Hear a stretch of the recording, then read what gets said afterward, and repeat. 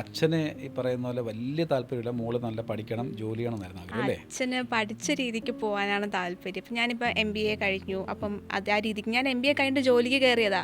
എനിക്ക് ICICI ബാങ്കിൽ ആറുമായിട്ട് അറിയാം. കിട്ടിയതാണ്. നമ്മുടെ പത്തനംതിട്ട ബ്രാഞ്ചിലായിരുന്നു. അപ്പോൾ കളഞ്ഞെന്ന് വെച്ച് കഴിഞ്ഞാൽ ചേട്ടാ എനിക്ക് അവിടെ ഒരു മോശമായിട്ടൊരു എക്സ്പീരിയൻസ് ഉണ്ടായി. കാരണം ഞാനിത് പറയുമ്പോൾ ചിലപ്പോൾ കേൾക്കുന്നവർക്ക് അത് ഭയങ്കര എന്താ പറയുക അയ്യേന്ന് അങ്ങനെ തോന്നുമായിരിക്കും. പക്ഷെ എന്നെ സംബന്ധിച്ചിടത്തോളം എനിക്കതെന്താ പറയാനാ ഒരു ഭയങ്കര ഒരു നെഗറ്റീവായിട്ടുള്ള സാധനം കിട്ടി. കാരണം എന്ന് വെച്ച് കഴിഞ്ഞാൽ ഞാൻ ICICI ബാങ്കിൽ കയറുന്നതിന് മുന്നേ ഒരു 1 മന്ത് ബാംഗ്ലൂർ ട്രെയിനിങ്ങിന് പോയതിന് ശേഷമാണ് ജോയിൻ ചെയ്യുന്നത്. അപ്പോൾ അവിടെയൊക്കെ ചെന്നിട്ട് ട്രെയിനിങ് കാര്യങ്ങളൊക്കെ അവരുടെ വായിക്കണമെല്ലാം കേട്ടിട്ട് അവസാനം ഇവിടെ വന്നിട്ട് കയറുമ്പോൾ ഇവർ പറഞ്ഞതെന്ന് വെച്ച് കഴിഞ്ഞാൽ നമ്മൾ BM ആണല്ലോ ആദ്യം ജോയിൻ ചെയ്യുന്ന സമയത്ത് കാണുന്ന ബ്രാഞ്ച് മാനേജറിനെ. അപ്പോൾ പുള്ളിക്കാരനോട് പറഞ്ഞതെന്ന് വെച്ച് കഴിഞ്ഞാൽ സ്നേഹയ്ക്ക് വേണ്ടിയിട്ട് ഇവിടെ ഓപ്പൺ പൊസിഷൻസ് ഒന്നും ഇല്ല, വാക്കൻസീസ് ഒന്നും ഇല്ല എന്ന്.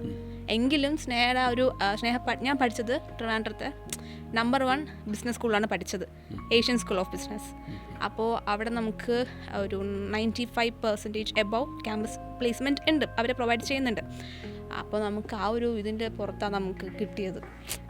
അപ്പോൾ അവർക്ക് അതിൻ്റെ ഒരു ഇതിൽ വെച്ചിട്ടാണ് നമുക്ക് ഇങ്ങനെ ചെയ്തു തന്നത്. അപ്പോൾ ഇങ്ങനെ പറഞ്ഞപ്പോൾ സ്വാഭാവികമായിട്ട് നമുക്ക് അർഹതയില്ലാത്തൊരു സാധനം നമുക്ക് തരുന്നത് പോലെ ഒരു ഫീലാണ് അവർ.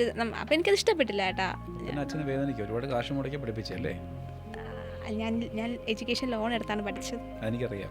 കാരണം ഒരു ദിവസം നമ്മൾ ഒരിക്കൽ വർക്ക് ചെയ്തുകൊണ്ടിരിക്കുമ്പോൾ ഞാൻ ഔട്ട്ഡോർ കഴിഞ്ഞ് തിരിച്ചു വരുമ്പോൾ സ്നേഹം അവിടെ നിന്ന് കരയുന്ന കണ്ടിയാണ്. ഞാൻ ചോദിച്ചു, അപ്പം ഡേറ്റ്സുകൾ എത്തിയ പ്രശ്നമായിരുന്നു, ഓർമ്മയുണ്ടോ? അപ്പോൾ അത് ലോണിൻ്റെ ഒരു ഇഷ്യൂ ഉണ്ട് ചേട്ടാ എന്ന് പറഞ്ഞിട്ട് ഞാനിത് ആനന്ദം പറഞ്ഞിരുന്ന കാര്യമില്ല.